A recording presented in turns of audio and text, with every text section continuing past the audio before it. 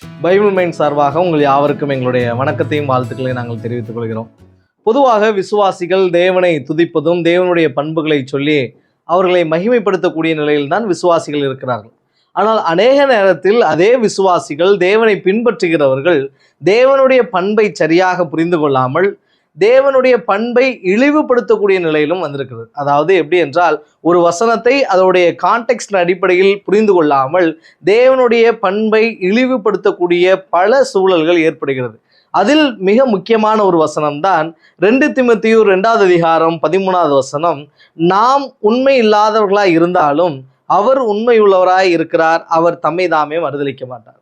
இந்த வசனத்தை வைத்து பொதுவாக என்ன சொல்வார்கள் என்றால், நம்முடைய தேவன் எவ்வளவு நல்லவர்னு பாருங்க, இந்த மனிதர்கள் பிரியமாக வாழலனாலும் கூட, தேவனுக்கு உண்மையா வாழலனாலும் கூட, தேவன் சொல்லியவைகளை செய்ய முடியலனாலும் கூட தேவன் அவர்களை மன்னித்து விட்டு அவர்களை எப்படியாவது காப்பாற்றி விடுவார் என்று சொல்லக்கூடிய வசனங்கள்ல இந்த வசனம் தான். ஆனால் இது எவ்வளவு தீமையான அல்லது எவ்வளவு தவறான புரிதலாக இருக்கிறது. காரணம் என்னவென்றால், இங்கு பவுல் சொல்ல வரக்கூடிய கருத்துக்கு எதிரான கருத்து தான் இந்த கருத்து. இங்கு தேவன் எவ்வளவு உண்மை உள்ளவராய் இருக்கிறார் என்று சொல்வதை விட இங்கு 2 நபர்களை பற்றி பவுல் தீமோத்தேயுக்கு விவரிக்கிறார். மனிதனுடைய உண்மைத்துவமும் தேவனுடைய உண்மைத்துவத்தை பற்றி பேசுகிறார். இது எதில் உண்மைத்துவம் என்று சொல்லும் பொழுது அதற்கு முந்தைய வசனங்களை வாசித்து இந்த வசனத்தை வாசிக்கும் போது நாம் புரிந்து கொள்ள முடியும். இதுல முந்தைய வசனங்கள், இந்த வார்த்தை உண்மை உள்ளது, ஏனெனில் நாம் அவரோடே கூட மரித்தோமானால் அவரோடே கூட பிழைத்திருப்போம், அவரோடே கூட பாடுகளை சகித்தோமானால் அவரோடே கூட ஆளுகையும் செய்வோம், நாம் அவரை மறுதலித்தால் அவரும் நம்மை மறுதலிப்பார். இங்கு தேவனுக்குன்னு ஒரு ஸ்டாண்டர்ட் இருக்கு. அதாவது தேவன் ஒரு நீதி உடையவராய் இருக்கிறார், அந்த நீதிக்கு அவர் உண்மை உள்ளவராய் இருக்கிறார் என்பதை பற்றி இங்கு பேசுகிறார். இங்கு தீமோத்தேயுக்கு அவர் கடிதத்தை எழுதும் பொழுது அங்கு கள்ள உபதேசத்தையும் அல்லது தவறான சுவிசேஷம் எப்படி பரம்புகிறது என்பதை பற்றி பேசிவிட்டு, தான் அந்த சுவிசேஷத்திற்காக பாடு அனுபவிக்கிறதை பேசிவிட்டு இங்கு கூடுதலாக தேவனுடைய பண்பை பற்றி பேசுகிறார். நம்முடைய தேவன் எப்படிப்பட்டவர் என்றால் உண்மை உள்ளவர், அவருடைய நீதிக்கு உண்மையாக இருக்கிறார், அவர் தம்மை தாம் மறுதலிக்காத தேவனாய் இருக்கிறார். ஆகையினால் இதை நீ பற்றி கொண்டிரு என்ற ஒரு கருத்தை தான் சொல்கிறாரே ஒழிய, நீ என்ன வேணாலும் பண்ணு, எப்படி வேணாலும் வாழு, அல்லது உண்மையாக வாழவில்லை என்றாலும் கூட தேவன் எப்படியாவது காப்பாற்றிடுவார் என்பது தவறான கருத்து. அப்ப இங்க நாம் புரிந்து கொண்டது போல இங்க 2 விஷயம், மனிதனுடைய உண்மைத்துவம், தேவனுடைய உண்மைத்துவம். இங்க தேவனுக்கு ஒரு நீதி இருக்கிறது என்று சொன்னோம் இல்லையா? தேவனுக்கு என்ன நீதி என்றால், யாரெல்லாம் தேவனை பின்பற்றி தேவனுக்குரிய வாழ்க்கை வாழுகிறார்களோ தேவன் அவர்களை அங்கீகரிப்பார். இங்க ஆளுகை செய்வோம் என்று சொல்லி இருக்கிறது, அவரோட கூட பிழைத்திருப்போம் என்று சொல்லுகிறது.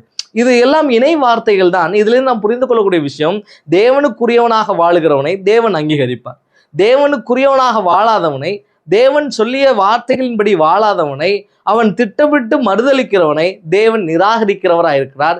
இதில் தேவன் உண்மை உள்ளவராய் இருக்கிறார் என்பதை பற்றி தான் பேசுகிறது. ஆனால் இந்த விஷயத்தில் மனிதன் உண்மை இல்லாதவனாய் இருக்கிறான் என்பதை பவுல் சொல்லுகிறார். நமக்கு நன்குமே தெரியும், நம்முடைய வாழ்க்கையிலும் தெரியும், நம்முடைய குடும்பத்திலையும் சரி, நம்முடைய சபைகளிலும் சரி, நாம் ஒருவரை நேசிப்பதற்கும் ஒருவரை மன்னிப்பதற்கும் நாம் தேவனை போல அவர்களை நேசிப்பதல்ல, தேவன்களைப் போல நாம் மன்னிப்பதல்ல.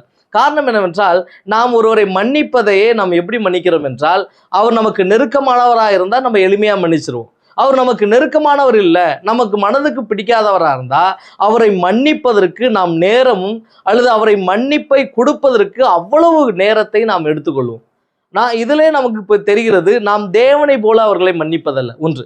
2வது, நாம் தேவனை போல வாக்குத்தத்தத்தை காப்பாற்றுவதும் அல்ல. இங்கு தேவன் அவருடைய வாக்குத்தத்தத்தை காப்பாற்றுவதற்கு உண்மையுள்ளவராக இருக்கிறார். அதுல 2 விஷயம் இருக்கிறது. அதாவது அவனை அங்கீகரிப்பதற்கும் அவர் உண்மை உள்ளவராக இருக்கிறார், அதே சமயத்தில் அவருடைய நீதிக்குட்பட்டு வாழவில்லை என்றால் அவனை நிராகரிப்பதற்கும் உண்மை உள்ளவராக இருக்கிறார். ஆனால் மனிதன் இப்படி அல்ல.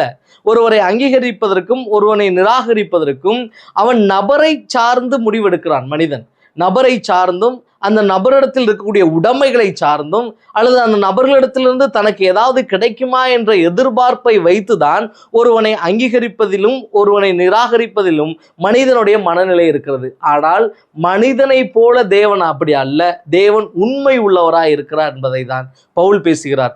தேவன் நபரை சார்ந்தோ நபரிடத்தில் இருக்கிற உடைமைகளை சார்ந்து முடிவெடுப்பதல்ல, நபருடைய செயலை சார்ந்து. அந்த செயல் தேவனுடைய நீதிக்குட்பட்ட நிலையில் இருக்குமானால், தேவனுக்குரிய காரியங்களாக இருக்குமானால், தேவன் அதை வைத்துதான் முடிவெடுக்கிறவராய் இருக்கிறார். மனிதனை போல உணர்ச்சி வசப்பட்டோ, உணர்வுகளுக்கு உட்பட்டோ, நபரை சார்ந்தோ, பட்சபாதத்தோடு முடிவெடுப்பது அல்ல என்பதை தான் இங்கு பேசுகிறார். ஆகையினால் நாம் புரிந்து கொள்ளக்கூடிய விஷயம், தேவன் உண்மை உள்ளவராய் இருக்கிறார் என்று சொல்லும் பொழுது, மனிதன் என்ன வேணாலும் செஞ்சாலும் தேவன் உண்மை உள்ளவராய் இருப்பார் என்பது பவுலுடைய கூற்று அல்ல. தேவன் நீதி உடையவராய் இருக்கிறார். தேவன் தன்னுடைய நீதிக்கு மாறாக ஒருபோதும் செயல்பட மாட்டார் என்பதை தான் பவுல் இங்கு பேசுகிறார். ஆகையினாலே விசுவாசிகளாகிய நாம் தேவனை சரியாக புரிந்து கொண்டு அதற்கேற்ற வாழ்வோம். அப்படி வாழ தேவன் உதவி செய்வாராக. தேவனை நாம் மையப்படுவதாக. ஆமென்.